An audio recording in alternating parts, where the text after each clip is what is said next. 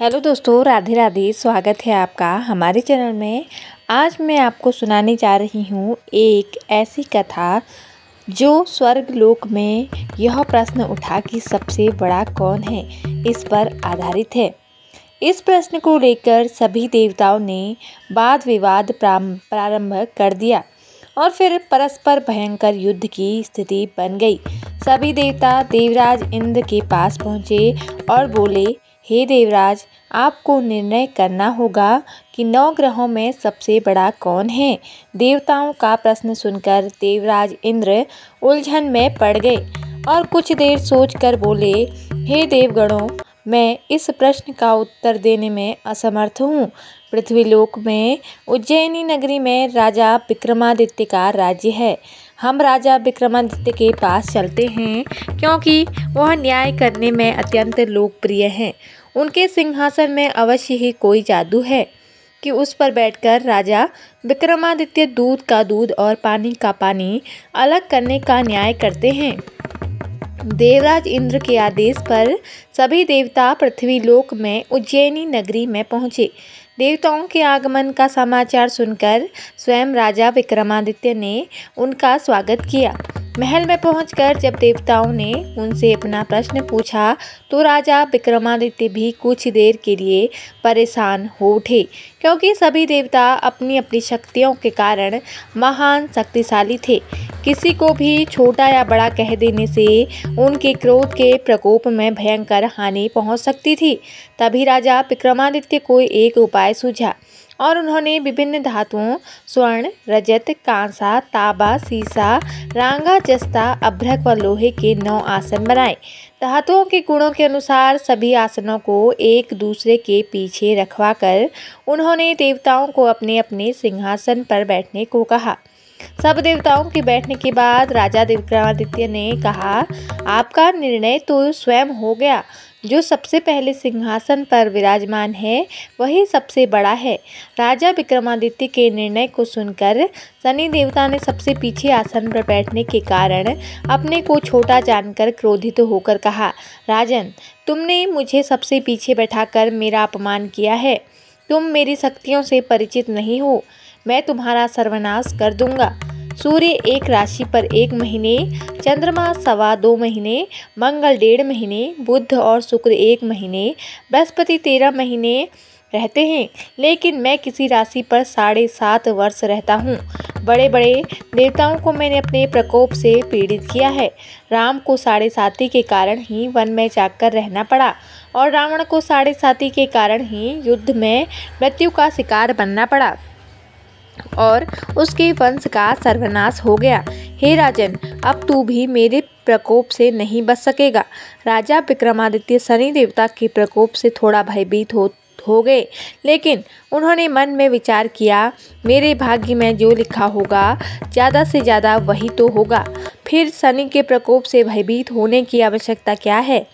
उसके बाद अन्य ग्रहों के देवता तो प्रसन्नता के साथ वहां से चले गए, लेकिन शनिदेव बड़े क्रोधित हुए। राजा विक्रमादित्य पहले की तरह ही न्याय करते रहे।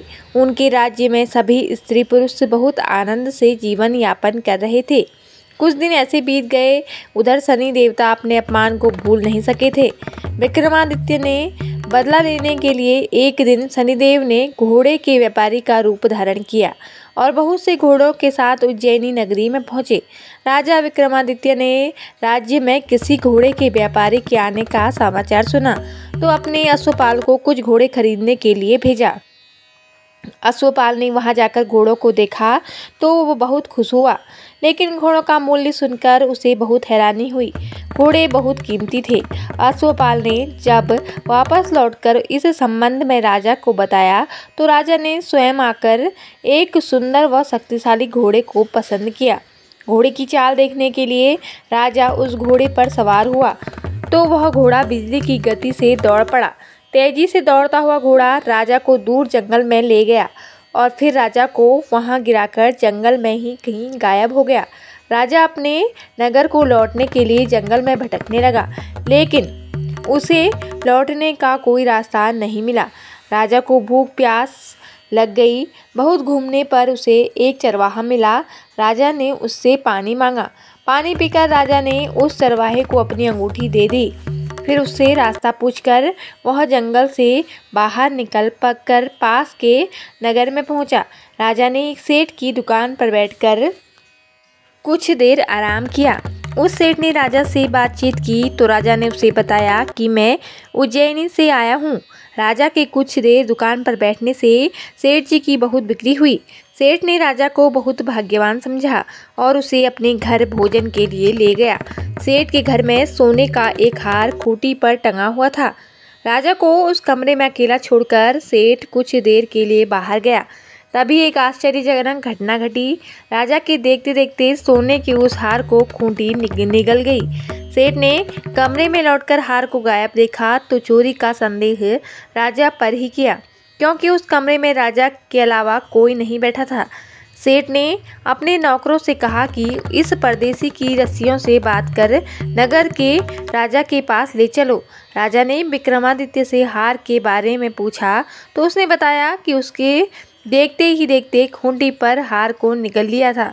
इस पर राजा ने क्रोधित होकर चोरी करने के अपराध में विक्रमादित्य के हाथ पांव काटने का आदेश दे दिया। राजा विक्रमादित्य के हाथ पांव काटकर उसे नगर की सड़क पर छोड़ दिया गया। कुछ दिन बाद एक तेली उसे उठाकर अपने घर ले गया और उसे अपने कोलू पर बैठा दिया। राजा आवाज़ देकर बैलों को हाँकता रहता। इस तरह तेली का बैल चलता रहा और राजा को भोजन मिलता रहा। शनि के प्रकोप की 7.5 पूरी होने पर वर्षा ऋतु प्रारंभ हुई। राजा विक्रमादित्य एक रात मेघ मल्हार गा रहे थे कि तभी नगर के राजा की लड़की राजकुमारी मोहिनी रथ पर सवार होकर उस तेली के घर के पास से गुजरी। उसने मेघ मल्हार सुना तो उसे बहुत अच्छा लगा और दासी को भेजकर गाने वाले को बुला लाने को कहा। दासी ने लौटकर राजकुमारी को अपंग राजा के बारे में सब कुछ बता दिया। राजकुमारी उसके मेघ मल्हार पर बहुत मोहित हो गई थी, अतः उसने सब कुछ जानकर भी अपंग राजा से विवाह करने का निश्चय कर लिया। राजकुमारी ने अपने पिता से जब यह बात कही तो वे हैरान रह गए थे। राजा को लगा कि उसकी बेटी पागल हो गई है। रानी ने मोहिनी को समझाया, बेटी तेरे भाग्य में तो किसी राजा की रानी होना लिखा है, फिर तू उस अपंग से विवाह करके अपने पांव पर कुल्हाड़ी क्यों मार रही है। राजा ने किसी सुंदर राजकुमार से उसका विवाह करने की बात कही, लेकिन राजकुमारी ने अपनी जिद नहीं छोड़ी। अपनी जिद पूरी कराने के लिए उसने भोजन करना छोड़ दिया और प्राण त्याग देने का निश्चय किया। आखिर राजा और रानी को विवश होकर अपंग विक्रमादित्य से राजकुमारी का विवाह करना पड़ा। विवाह के बाद राजा विक्रमादित्य और राजकुमारी उस तेली के घर में रहने लगे। उसी रात स्वप्न में शनिदेव ने राजा से कहा, राजा तुमने मेरा प्रकोप देख लिया, मैंने तुम्हें अपने अपमान का दंड दिया है। राजा ने शनिदेव से क्षमा करने को कहा और प्रार्थना की, हे शनिदेव आपने जितना मुझे दुख दिया है अन्य किसी को न देना। शनिदेव ने कुछ सोचते हुए कहा, राजा मैं तेरी प्रार्थना स्वीकार करता हूँ। जो कोई स्त्री पुरुष मेरी पूजा करेगा, शनिवार को व्रत कर मेरी कथा सुनेगा, उस पर मेरी अनुकंपा बनी रहेगी, उसे कोई दुख नहीं होगा। शनिवार को व्रत करने और चींटियों को आटा डालने से मनुष्य की सभी मनोकामनाएं पूरी होंगी। प्रातःकाल राजा विक्रमादित्य की नींद खुली तो अपने हाथ पांव सही सलामत देखकर राजा को बहुत खुशी हुई। उसने मन ही मन शनिदेव को प्रणाम किया। राजकुमारी भी राजा के हाथ पांव सही सलामत देखकर आश्चर्य में डूब गई। तब राजा विक्रमादित्य ने अपना परिचय देते हुए कहा, शनिदेव के प्रकोप की सारी कहानी सुनाई। सेठ को जब इस बात का पता चला तो दौड़ता हुआ तेली के घर पहुंचा और राजा के चरणों में गिरकर क्षमा मांगने लगा। राजा ने उसे क्षमा कर दिया, क्योंकि यह सब तो शनिदेव के प्रकोप के कारण हुआ था। सेठ राजा को अपने घर ले गया और उसे भोजन कराया। भोजन करते समय वहाँ एक आश्चर्यजनक घटना घटी।